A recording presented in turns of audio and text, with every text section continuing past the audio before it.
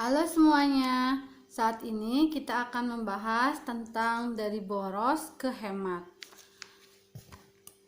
Apa itu boros?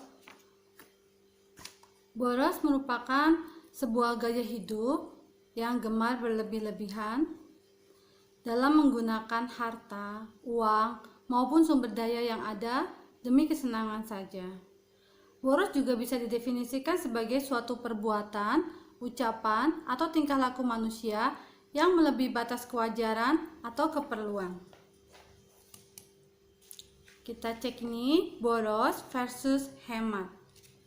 Boros di sini bisa dikatakan penggunaan harta benda atau sesuatu yang berguna ini secara berlebihan, uangnya pada terbang. Boros sama dengan berlebih-lebihan. Sedangkan yang sini hemat. Hemat itu di-spend, dimasukkan di save ini ya. Hemat merupakan salah satu sikap berhati-hati dalam membelanjakan uang dan sebagainya. Hemat juga bisa didefinisikan sebagai cermat atau teliti, berhati-hati, terperinci, perhatian dengan seksama dalam penggunaan uang. Ada jebakan boros. Jebakan boros itu salah satunya adalah hedonisme. Hedonisme itu apa? Hedonisme itu definisinya ajaran atau pandangan bahwa kesenangan atau kenikmatan merupakan tujuan hidup dan tindakan manusia. Ini gaya hidup yang hedonisme. Kemudian kedua adalah konsumerisme. Konsumerisme adalah paham atau ideologi yang menjadikan seseorang atau kelompok yang menjalankan proses konsumsi atau pemakaian barang-barang hasil produksi secara berlebihan atau tidak sepantasnya secara sadar dan berkelanjutan. Bisa juga dikatakan sebagai paham atau gaya hidup yang menganggap barang-barang mewah sebagai suatu ukuran kebahagiaan dan kesenangan. Bisa juga sebagai cara pandang yang menjadikan manusia menjadi pecandu dari suatu produk, sehingga ketergantungan tersebut tidak dapat atau susah untuk dihilangkan. Ini contohnya konsumerisme. Ada diskon banyak, semangat beli online ya, meskipun tuh dari media online, semangat berbelanja sampai menumpuk. Kadang itu perlu atau tidak perlu, senang sekali.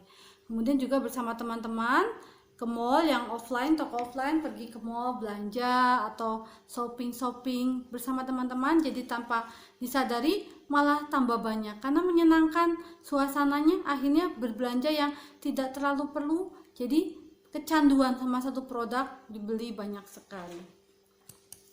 Kemudian ketiga adalah materialisme. Apa itu materialisme? Materialisme merupakan pandangan hidup yang semata-mata hanya mencari kesenangan dan kekayaan atau kebendaan yang ia percaya hanya dengan itulah yang bisa menghidupinya. Ada nggak sih penawarnya? Oh ada, penawar racun boros itu. Satu, pendidikan keuangan. Pendidikan keuangan meningkatkan kemampuan memecahkan masalah keuangan yang makin lama meningkatkan kecerdasan finansialnya, ada kecerdasan finansial sehingga persiapan finansial menjadi kuat.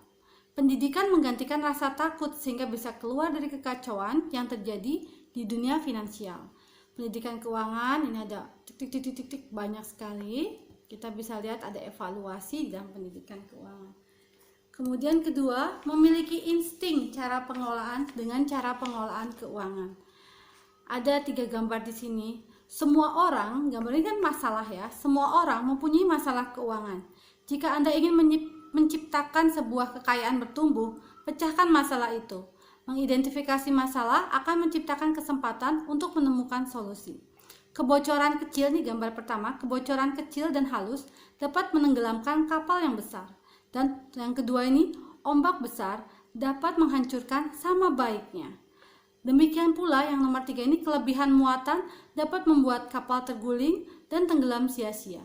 Dengan cara yang manapun, entah cara pertama, kedua, atau ketiga, ketidakseimbangan dapat menciptakan situasi yang dapat menjadikan keseimbangan kita goyah dan di luar kendali.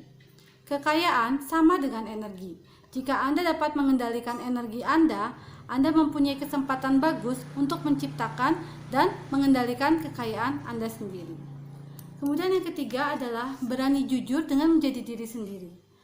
Ini ada pelit versus hemat. Terkadang orang tertukar, orang berkata hemat itu pelit. Tidak, hemat dan pelit adalah ketika seseorang harus mengeluarkan sejumlah uang dan kita tidak mau mengeluarkan. Sedangkan kalau hemat adalah saat kita harus keluar uang, saat kita tidak harus keluar uang, kita tidak keluar uang. Jadi ada dua perbedaan itu. Kalau hemat lebih selektif ya. Kalau saat kita tidak harus keluar uang, ya kita tidak keluar uang. Itu kalau hemat. Kalau pelit harusnya keluar uang tapi nggak mau nih, diikat, dikunci, ditindih biar nggak keluar duitnya. Itu ada perbedaan yang sangat signifikan. Kemudian keempat adalah gaya hidup minimalis dan simpel. Di sini adalah tekanan P berbanding lurus dengan gaya, sama dengan F berbanding lurus dengan gaya. Artinya, makin besar gaya yang diberikan terhadap permukaan benda, makin besar tekanan Z. Tekanan P berbanding terbalik dengan luas permukaan A. Artinya, makin besar luas bidang permukaan, makin kecil tekanannya. A tadi kan kita cek aset ya. Jadi makin besar aset, makin kecil tekanannya. Jadi aset ini aset ini harus lebih besar dari gaya, baru bisa menentukan level gaya hidup yang dipilih. Selama aset masih kecil, pilihlah gaya hidup yang minimalis dan simpel. Dan bila sudah menjadi pola, ketika aset sudah besar, seseorang bisa menjadi lebih bijak namun tetap sederhana. Dalam fisika menyatakan gaya sebanding lurus dengan tekanan. Kalau hidup kita kebanyakan tekanan, maka bisa jadi kita kebanyakan gaya. Demikian juga kalau masa tua kita kebanyakan tekanan, maka bisa jadi masa muda kita kebanyakan gaya. Jadi, gimana sih caranya bisa gaya tanpa tekanan? Bisa adalah kalau kita masih aktif income, jadi kita masih kerja sama orang atau masih kita sendiri harus bekerja, caranya dengan sabar dan disiplin menyisihkan. Bila ada sejumlah uang, maka diinvestasikan biar uangnya bertumbuh majemuk.